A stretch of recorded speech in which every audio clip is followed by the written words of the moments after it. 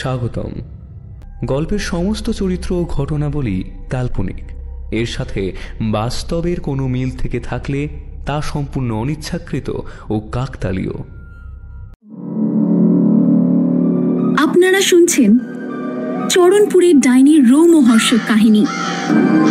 পশ্চিমবঙ্গের আসানসোল শহর থেকে 100 কিলোমিটার দূরে অবস্থিত চরণপুর নামক একটি গ্রাম, যে গ্রাম প্রায় 25 বছর আগে অবধি নিজের সমস্ত অলৌকিক রচনার কারণে দূর দূরান্ত পর্যন্ত লোকমুখে পরিচিত ছিল, আজকে নিস্তব্ধতা, ভয় এবং অন্ধকারে ডুবে গেছে।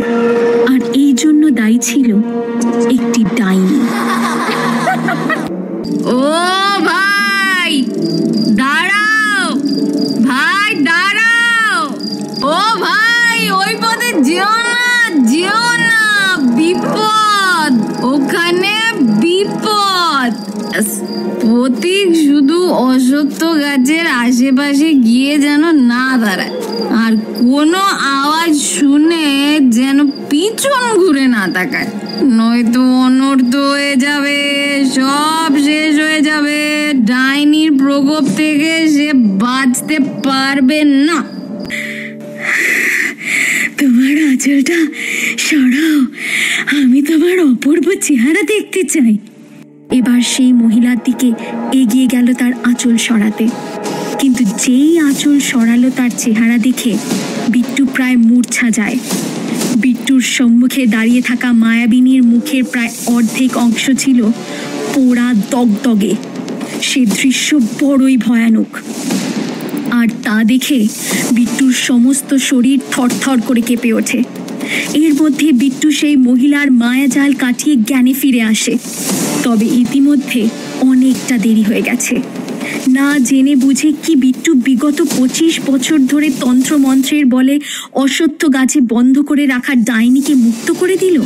সেই নারী রহস্যময়ী নজরে বিট্টুর দিকে চাইল।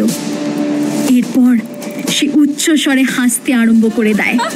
সেই হাসি ছিল রোমহর্ষক।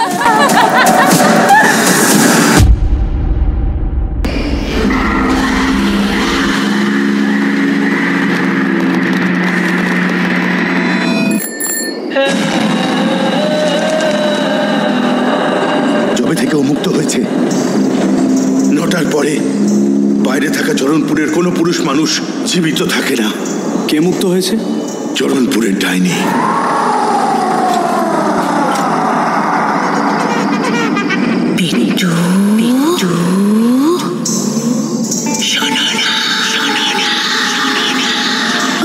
দেখো না, ওই সুতোর জালে ফেসে গেছে।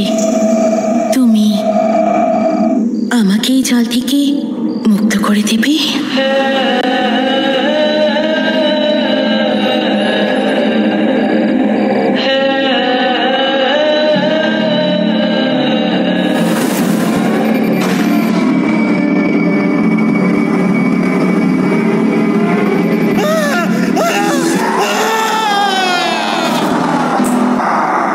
সবাইকে মেরে ফেলবো আমি।